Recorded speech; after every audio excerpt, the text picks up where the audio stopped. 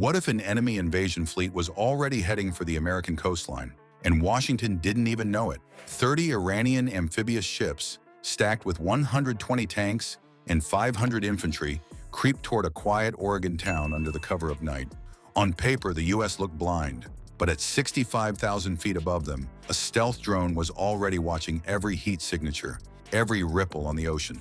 The invaders thought they were sneaking in unnoticed. They didn't realize they'd already sailed directly into a box designed to destroy them.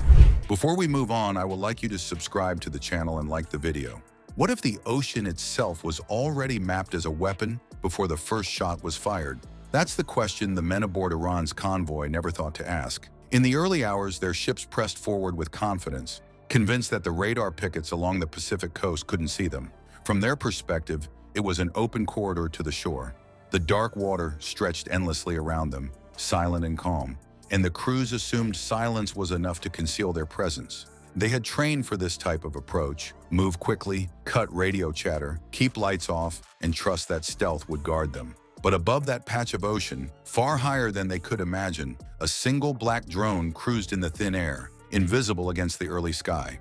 It didn't need to buzz low across the waves. At 65,000 feet, it recorded every shape on the ocean's surface, picking up heat halos that glowing engines left beneath the decks.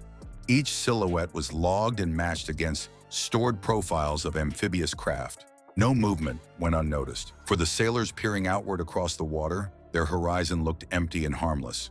For U.S. commanders monitoring from hundreds of miles away, the entire battlefield glowed alive like a board under glass. Inside command screens, clusters of red and amber dots crawled across the digital charts.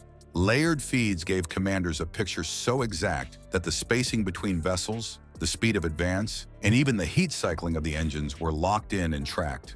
Every few seconds, encryption keys automatically refreshed, shuffling codes faster than enemy intercepts could ever hope to break. This wasn't static radar. It was living intelligence, streaming continuously and painting a complete map of an enemy that believed itself hidden. Each refresh hardened the link, cutting off any potential disruption, which meant eyes on target never blinked. To the crews heading east, there was no clue that their early advantage had already dissolved. They thought they were arriving first, stealing the initiative before American carriers could mobilize. The truth was inverted. By the time their bow waves fanned across the Pacific corridor, the space ahead of them had already been plotted. Invisible boundaries were drawn across the sea, invisible markers fixing their next steps into a pattern they couldn't control. Every forward mile locked them deeper into those coordinates. What appeared like open ocean was, in fact, a cage. This cage had a name. Operational planners called it a kill box. It wasn't a defensive shield, and it didn't rely on guessing the next move.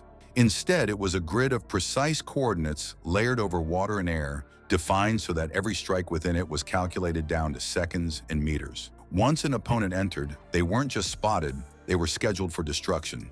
Weapon systems on aircraft, submarines, and coastal batteries could be tasked against points in that box in advance, so that when the time came, nothing was improvised.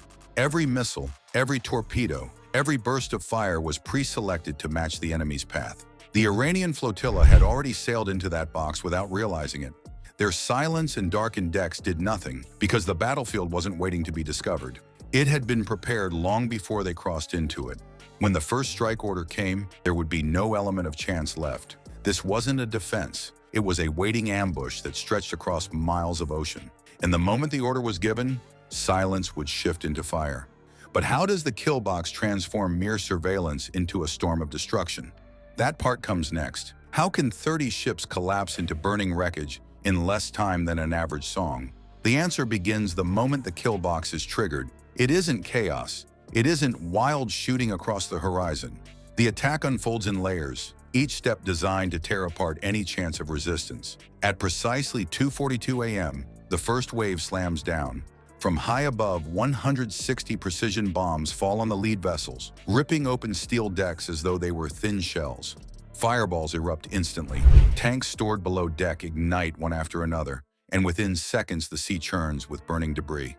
The Iranian Marines aboard those ships don't even have time to orient. Smoke blinds the bridge crews while ruptured fuel lines leak fire onto the waves themselves. As survivors stumble toward the rails, the second phase arrives. Harpoon missile trails cut low over the water, each white plume carving a narrow line across the dark surface, before striking metal hulls midships. Explosions thunder in rapid succession, one after another, snapping the night apart with concussive blasts. The ships that try to scatter find no safety. A third layer waits below, the sudden roar of torpedoes. They detonate under retreating vessels, snapping keels like sticks and lifting thousands of tons of steel into the air before breaking them in half. Flames spread so quickly that the convoy can no longer hold formation. The carefully ordered line of 30 warships dissolves into a mess of panic, survivors diving from decks into oil-slick water that itself begins to burn. For those watching radar screens, the collapse is visual as well as physical. Bright green signatures vanish into static, and squadron markers blink out one at a time. Almost instantly, the picture that once showed a strong offensive now looks empty. The waves of fire overwhelm every sensor. Bridges are silenced, radios are knocked out, and the airwaves fill with half-finished distress calls. Without central command, each ship fights for itself, but every independent maneuver runs into the same barrier. Missiles arc in from offshore batteries, drones dive through the smoke, and anti-ship guns pound from beyond visual range. Coordination at this scale is rare. Submarines, aircraft, and coastal strikes move in exact rhythm, all of them inside the same timing window. Nothing lags, nothing overlaps. Each weapon hits only what it was tasked to. To the convoy, it feels like an enemy force exists everywhere at once. The destruction only grows louder as the minutes pass. Fireballs shoot sailors skyward. Shock waves follow and snap bulkheads apart. Decks collapse inward until entire hulls fold under their own broken weight. Anyone left clinging to radios shreds the airwaves with desperate signals, but one after another they cut to dead silence. By now, the convoy has completely ceased to exist as a fighting unit. By 2:48 a.m., the count is done. 26 warships lay destroyed, their remnants scattering across the surface. 4 others are listing, already guaranteed to sink before sunrise. Along with them, 120 tanks and 60 armored carriers vanish into the ocean.